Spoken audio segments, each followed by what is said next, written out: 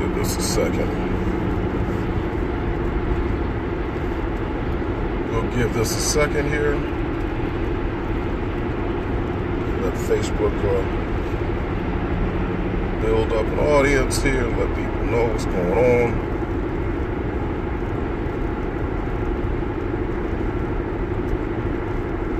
Let's see here.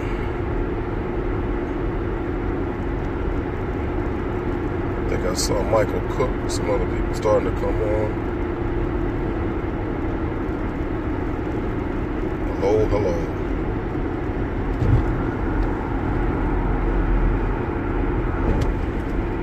Let's give this a moment.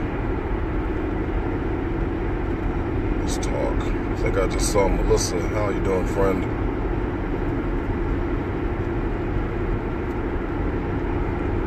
I'm going to touch on this.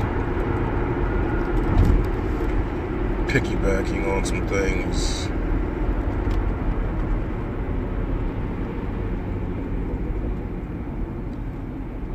So let's get started. Good morning. Happy Wednesday. And how y'all doing? So,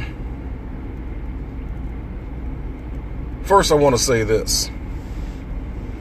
Exceptions don't invalidate rules. There's a simple reality in life. Exceptions do not invalidate rules. Outliers. You don't make policy based on outliers. There are exceptions to rules, but they're called exceptions for a reason, outside of the norm. And with that being said, listen, I posted a string of things yesterday. Information from the Bureau of Labor Statistics.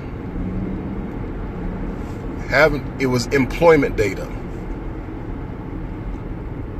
And it was dealing specifically with unemployment, broken down specifically by the male gender, and then diving deeper into male, black men, or as they say, African American, I guess, and then going deeper into another one talking about the difference between married versus unmarried.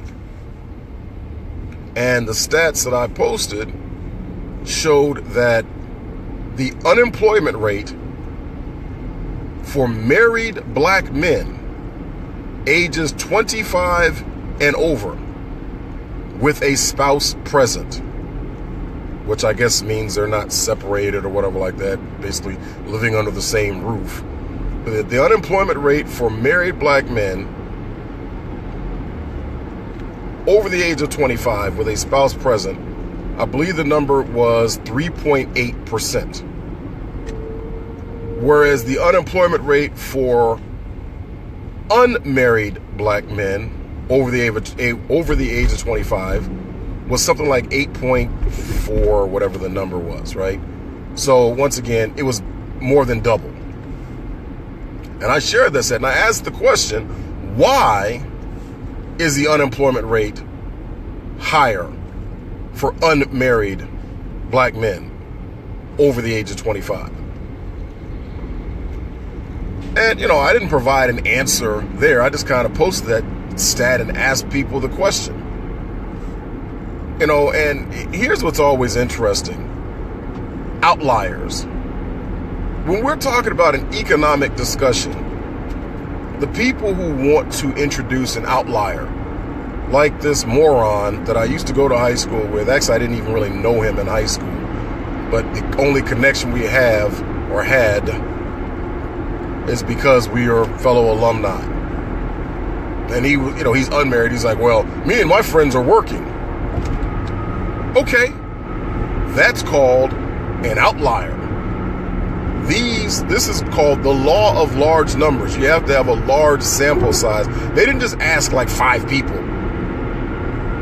Let mean, if they asked 5 people or if they polled 5 people, yeah, you know, you find 3 black males over the age of 25 who are unmarried and working, well then, you know, hey.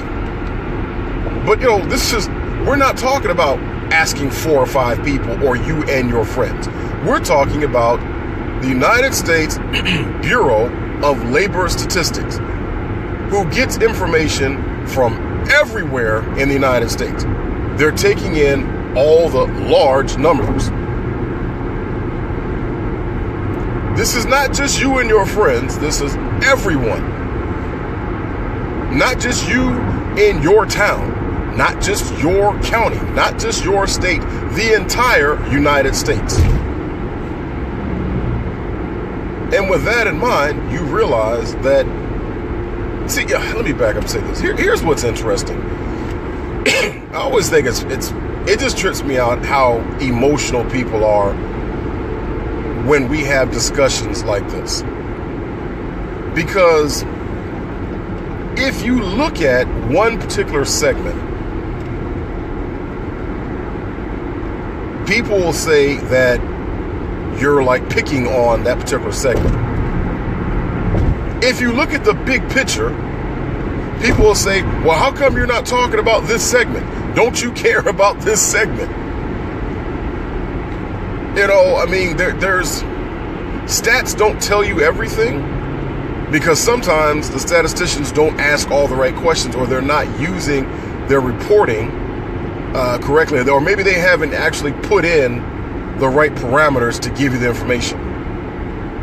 But in this case, I was looking specifically at the statistics, and I thought it was very interesting how the Bureau of Labor Statistics had it broken down, the difference in different ethnic groups, the employment rates of different ethnic groups based on age and marital status. And here's what you found across the board.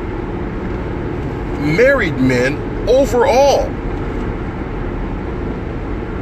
in the same age groups had higher employment rates than unmarried men.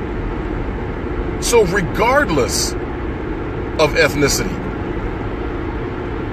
if you're an adult male, especially, and I really think that like in the early 20s or mid 20s, a male who gets married in his mid 20s is much more likely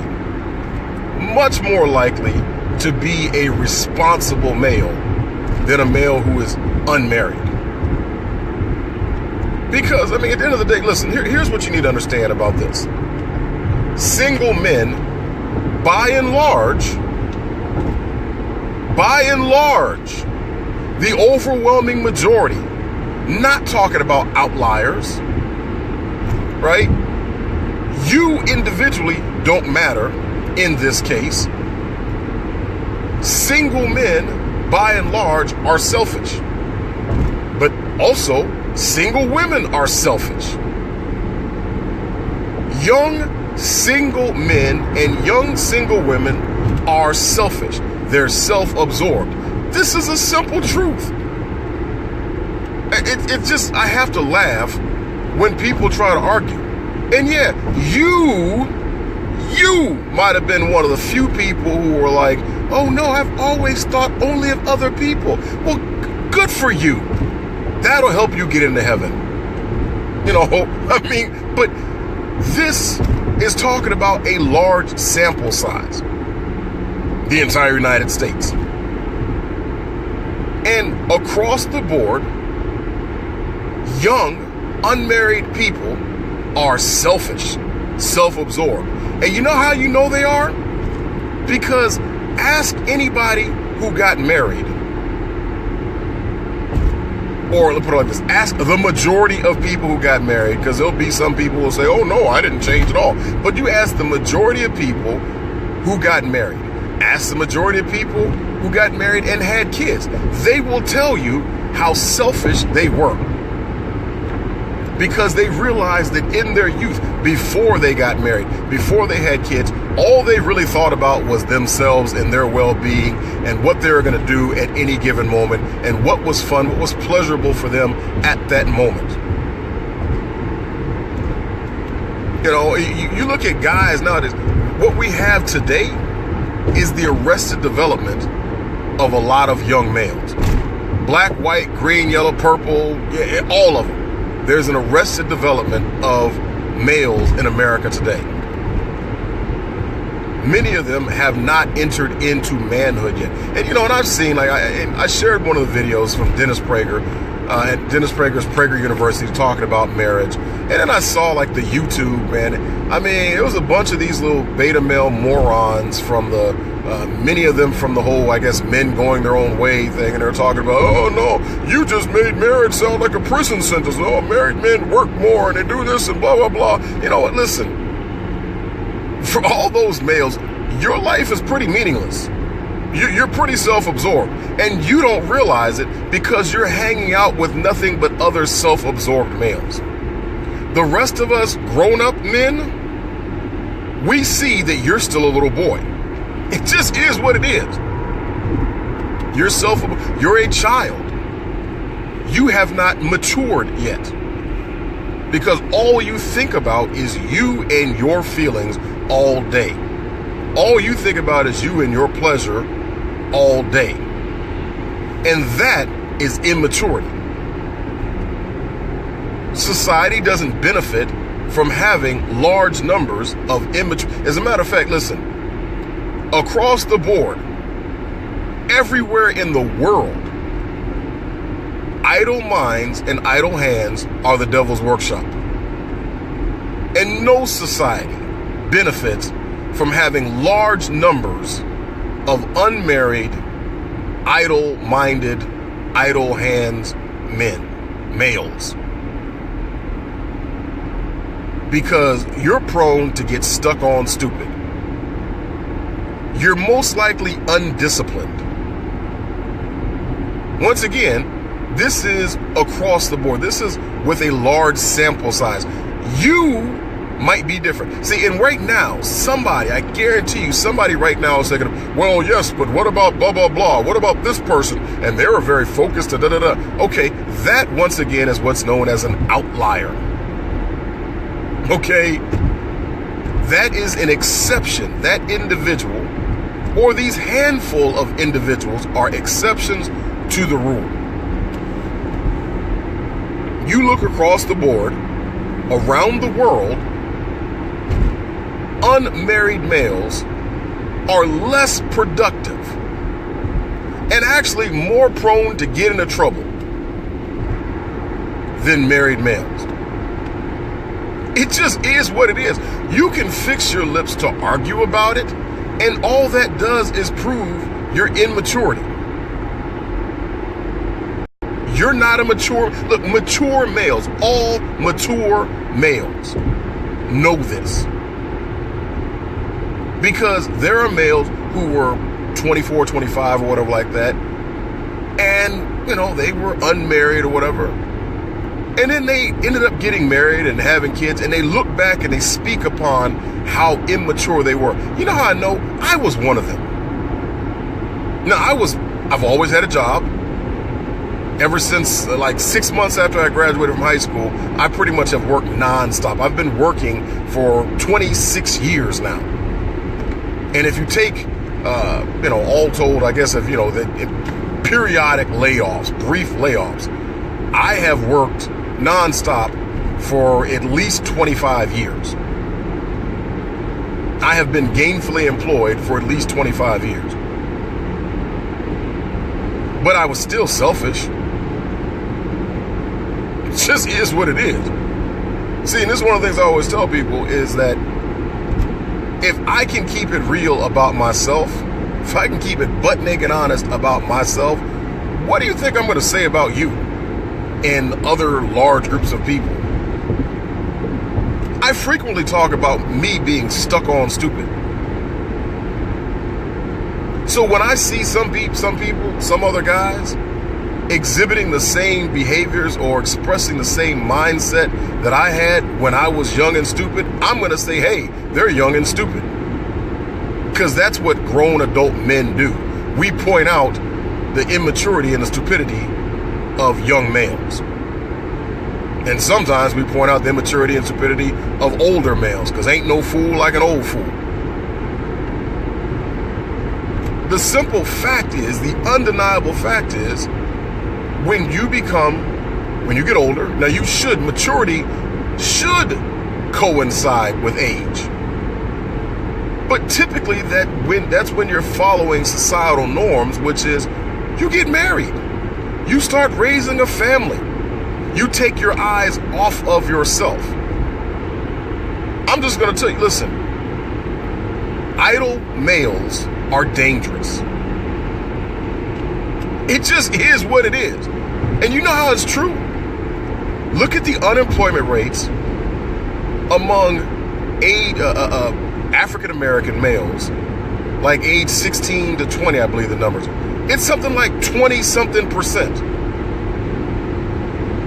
Now, it's dropped recently, I think the last numbers for December 2017 were somewhere in the neighborhood of like 15%. But during the administration of POTUS 44, the unemployment rate for young African-American males in their late teens and early 20s was somewhere in the neighborhood of like over 25%.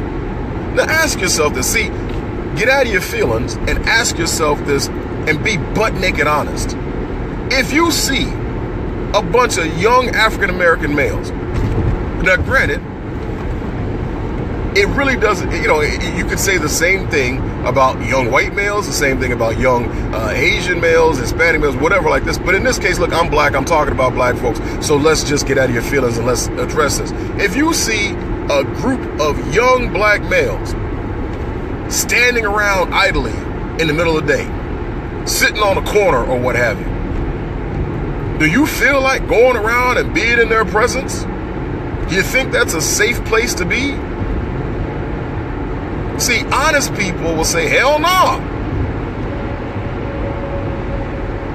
Ladies, if you see a group of young males, regardless of ethnicity, milling around in the middle of the day, do you feel safe? I mean, it's one of those things, and there's other economists and social scientists who've talked about this.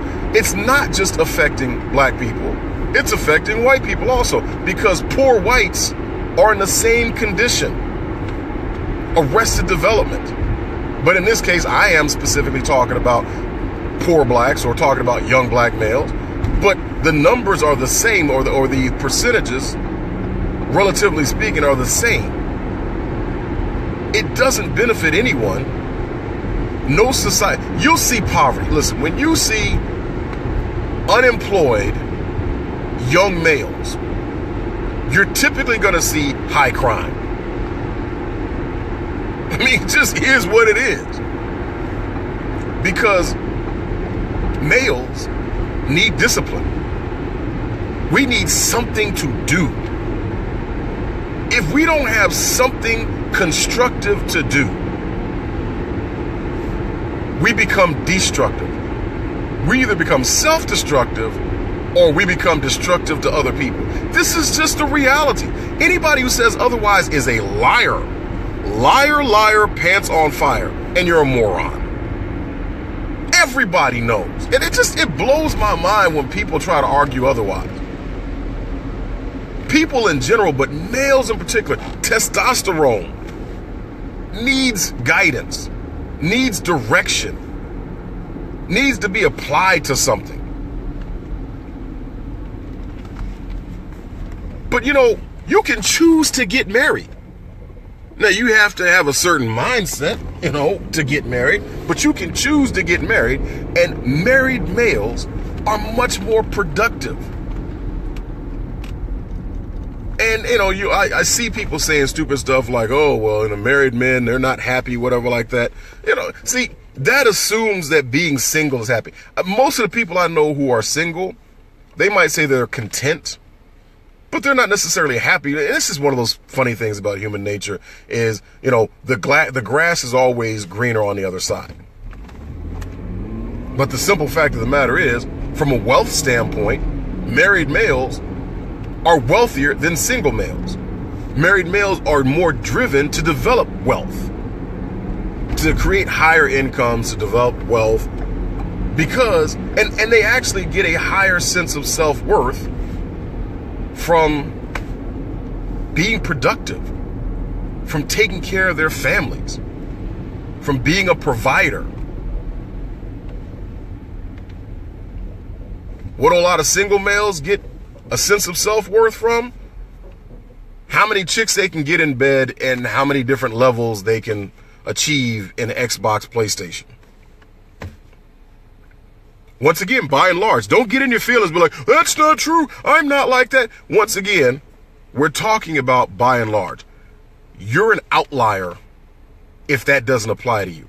And if it doesn't apply to you, why are you crying? But I guarantee you, you know plenty of dudes who are like that. If you're being honest. So, it's once again, it's just one of those things where people get in their feelings and they don't understand how these social factors influence economic factors and economic factors influence social factors. And it's just a simple truth. Married males are going to be employed at higher rates than unmarried males in the same age group, because married males or those males who get married know it's important to be employed. That's it. It's a priority for them. Not just because of a nagging wife. Yeah, they might have a nagging wife, but also married males raise the standard for themselves. They feel like they need to be doing this. They feel like they need to be protecting, to be providing for their family. It's just a simple truth. It just blows my mind that anybody would fix their lips to argue otherwise. But once again, that to me, that just goes to show the depth of socialist indoctrination and the dumbing down of males. I mean, just thinking that it's okay to be, oh, I'm footloose and fancy free. No, you're an irresponsible male, most likely. It just is what it is. Married males benefit themselves and society much more than single males, especially once you get above like age 25. And last note on that, employers look more favorably on married males because married males represent stability. A married male is less likely to go flipping around from one job to the next, because you can't build when you're jumping around from one job to the next. Married men look for stability. Unmarried males float with the wind. And, and here's the thing about that. The difference between nomadic societies and societies who have, decided to stay in place and develop agriculture and all that, the wealth gap is massive. Once you decided to stay in place, to be stable, you can begin to accumulate wealth. If wealth matters to you. Nobody's ever heard of wealthy nomads. There's no wealth to be developed because you can't stick around long enough to develop wealth when you're nomadic. So, once again, if you fix your lips to argue, it's because you're living in your feelings and you're not aware, you have not studied the breadth and depth of history of human nature and human behavior. Because those of us who have know that all these are simple truths. And when you point out this or that, it's because you're pointing out an outlier. Exceptions to the rule. So anyway, I gotta run. Take care. God bless. Thanks for listening in.